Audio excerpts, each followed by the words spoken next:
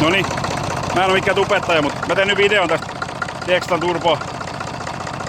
turbottamisesta, tai oikeastaan siitä pumpusta. Eli. Täällä mulla on tämmönen pieni myrskytin. Tää oli jostain Bösen 12 bokserista, missä on aika hyvän kokoinen.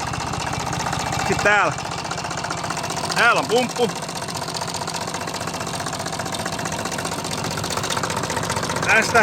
Tästähän lähtee se, mikä menee sinne tänne imusarjaan tänne kaasuläpän tänne oikean puolelle.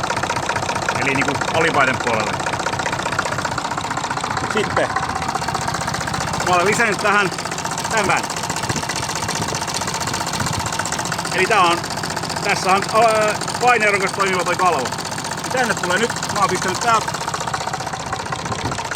paine ottanut tosta. Ja se menee kalvon toisella puolella. Tonne. Silloin se toimii.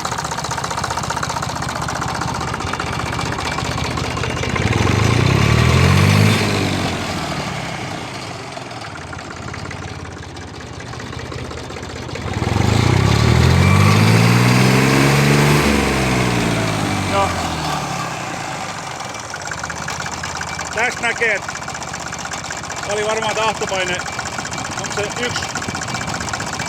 1 vai 1.2, mutta sen verran se ahtaa, koska se portti aukeaa.